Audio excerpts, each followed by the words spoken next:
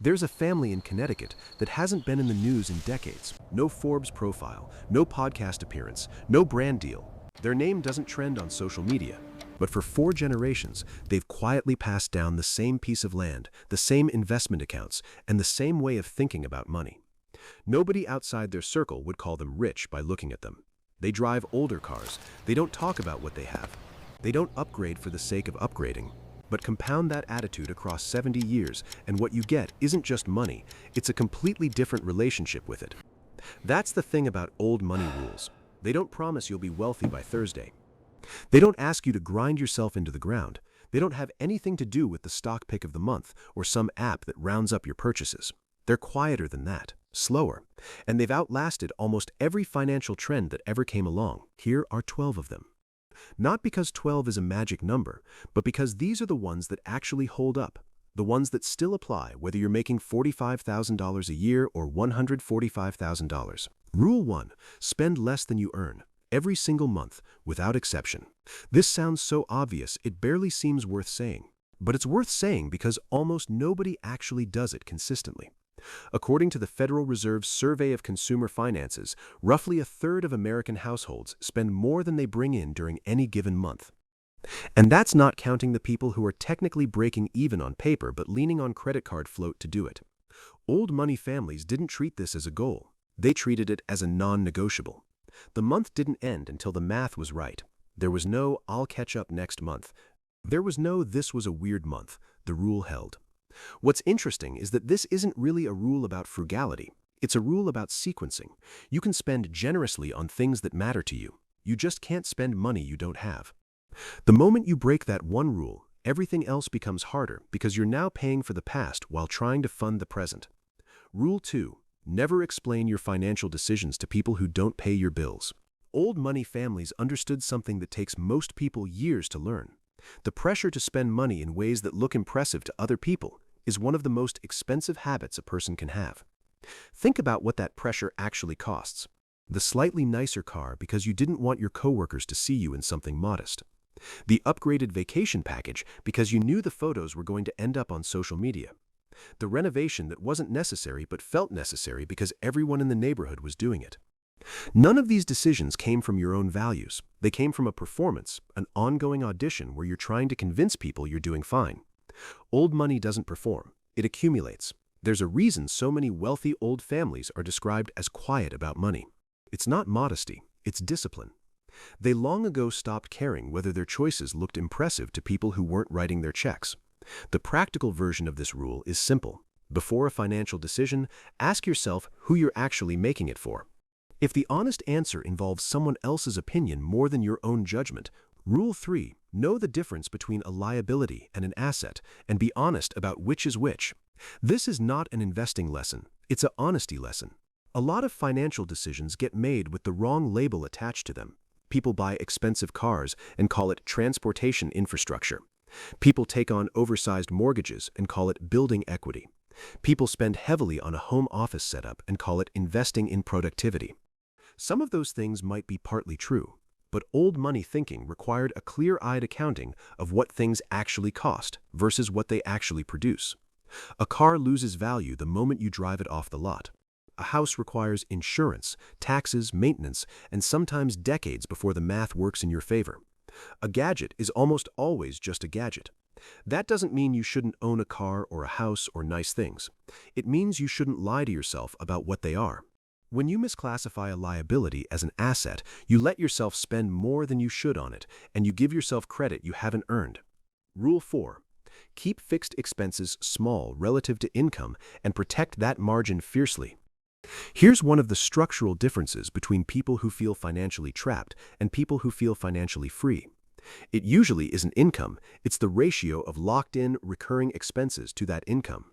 When your fixed expenses, rent or mortgage, car payment, subscriptions, minimum debt payments, consume 85% or 90% of your take-home pay, you have almost no flexibility.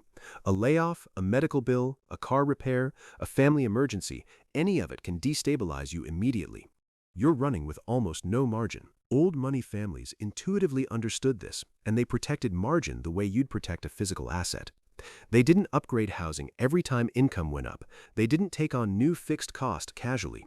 Because they understood that margin, the gap between what comes in and what must go out, is where your options live.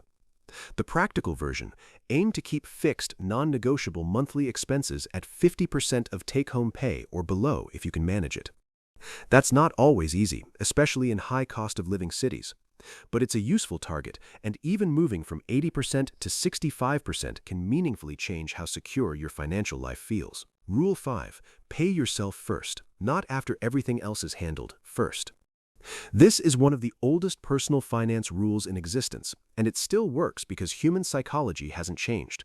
Whatever's left at the end of the month doesn't get saved, it gets spent. That's almost always what happens. Old money families formalized this. Savings weren't a decision made monthly, they were a standing instruction that happened automatically before discretionary spending began. You might know this as automating savings, but the principle is older than any app. The specific amount matters less than the consistency. Even $200 a month, automated and untouched, becomes $2,400 a year. Over 10 years, with a modest 4% return, that's around $29,400. The amount is less important than the habit of treating savings as an obligation, not an afterthought. Rule 6. Maintain an emergency fund and never let it go empty. Before there was a financial industry with a name for this, there were families that kept cash reserves, not invested, not locked up, just set aside and available. The Federal Reserve's 2023 report on economic well-being found that roughly 37% of Americans couldn't cover a $400 emergency expense without borrowing or selling something. That's not a crisis people wake up to one morning. It's the result of years of not protecting this basic buffer. Old money families kept an emergency fund as a structural feature of their finances, not something they built once and forgot about. When it got used, and sometimes it did, the immediate priority was restoring it. Because they understood that without a buffer, every unexpected expense becomes a financial emergency that derails everything else. 3 to 6 months of essential expenses is the standard target. That might feel enormous if you're starting from zero, but even $1,000 creates breathing room. Even $2,500 keeps a car repair from becoming credit card debt. Start small and build it deliberately. Rule 7. Avoid debt for things that go down in value. There are times when debt makes sense. A mortgage on a reasonably priced home, a student loan for a degree with clear economic payoff, a business loan when the math works. Those are calculated bets on future value. What old money families were deeply skeptical of was financing things that lose value from the moment you own them. Clothes, furniture, vacations, electronics, cars, to a significant extent. When you put a $1,200 vacation on a credit card and make minimum payments on it, you're not buying a memory. You're buying a memory and then paying interest on the memory for the next 18 months. The experience ends, the bill continues. The rule isn't that you can never enjoy things. The rule is that you should be careful about borrowing to do it. If you want to take a vacation, save for it first. If you want new furniture, set aside money over a few months and then buy it. The experience is often identical, and the financial hangover doesn't exist. Rule 8. Understand what things actually cost, not just the sticker price. Old money families had a habit of calculating what the financial literature now calls total cost of ownership. The sticker price is not what things cost, it's just the entry fee. A car with a $35,000 purchase price also costs you insurance, registration, fuel, maintenance, and depreciation. Over 5 years, the real cost of owning and operating a new car often exceeds the purchase price. A house at $400,000 will cost you property taxes, homeowners insurance, maintenance, possibly HOA fees, and the interest on your mortgage, potentially doubling the effective cost over a 30-year loan. This matters for big purchases, obviously, but it also matters for smaller ones. A gym membership at $60 a month is $720 a year, and if you go twice a week for a year, that works out to about $6.90 per visit. Is that worth it? Maybe. But if you go 4 times a year, you're paying $180 per visit for something that felt like a responsible health decision. The habit is just to pause before a purchase and ask, what is the total cost of this over the time I'll own or use it? Sometimes the answer makes the purchase look better. Sometimes it changes your mind entirely. Rule 9. Don't upgrade your lifestyle every time your income goes up. Old money families understood something that takes most people a painfully long time to learn. Income and wealth are not the same thing. Income is what comes in, wealth is what stays. When income increases, a raise, a promotion, a bonus, a side hustle that starts generating real money, there's an almost automatic social expectation to upgrade. Better apartment, newer car, more expensive restaurants, nicer clothes.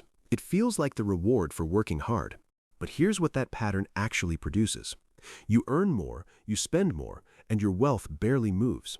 Two people making the same income over 20 years can end up in completely different financial positions based almost entirely on how much of that income they let flow through them versus keep.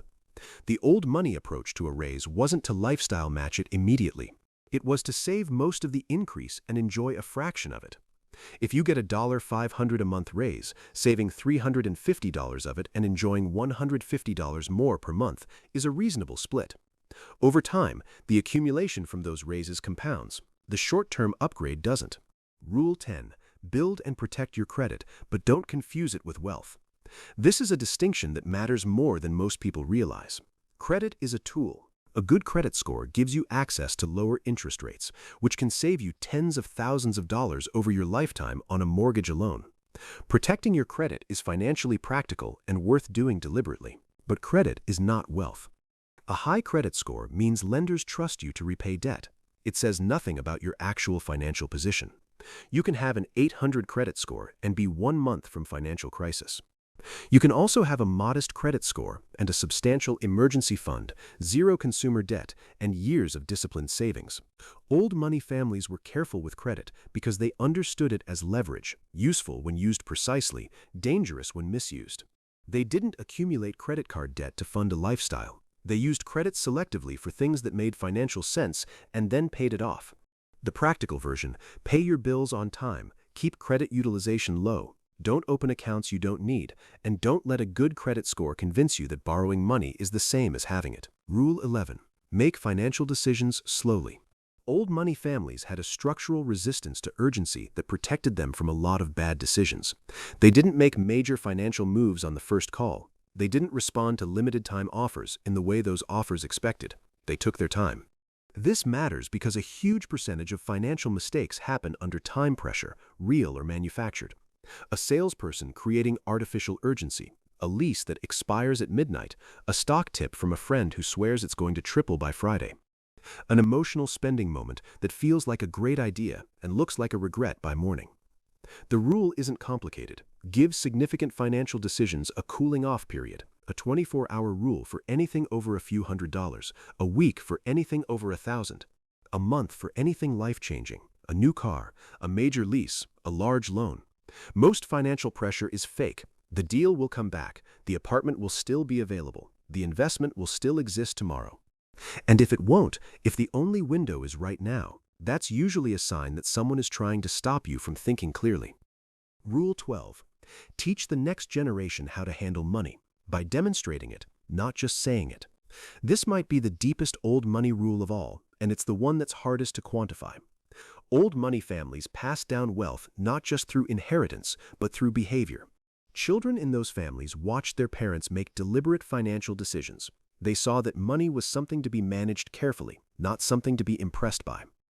They absorbed the idea that financial security came from habits, small, consistent, unsexy habits, not from windfalls or luck. Most of us didn't grow up in those environments. We grew up watching money get spent to demonstrate status, or watching financial stress treated as a private shame, or watching financial decisions made in ways that didn't model anything useful. That doesn't mean the cycle continues. It means that whatever you build financially can also be passed on as a framework, not by sitting your kids down and explaining compound interest, by letting them watch you make deliberate choices, by explaining why you're waiting to buy something, by showing them that a budget isn't a punishment but a plan, by demonstrating that the goal isn't to look wealthy, it's to actually be stable. That's what old money actually is at its core. It's not a family fortune. It's a set of behaviors repeated across enough time that becomes a family's relationship with money. Here's the thing about all 12 of these rules. None of them require a high income to start. None of them require an expensive financial advisor. None of them are secrets. They're not complicated. What they require is that you actually follow them, not just understand them, not just agree with them in theory, but apply them to real decisions, in real months, when there's social pressure to do the opposite. Most people know that they should spend less than they earn. Most people know they should have an emergency fund. Most people know they shouldn't finance a vacation on a credit card. The knowing isn't the problem. The families that built multi-generational financial stability didn't do it because they had access to better information. They did it because they internalized these rules deeply enough that breaking them felt wrong. Not because they were told to, but because they understood what was at stake. You don't need a wealthy family behind you to start that. You need a decision about which rules you're going to actually live by. That's where old money starts.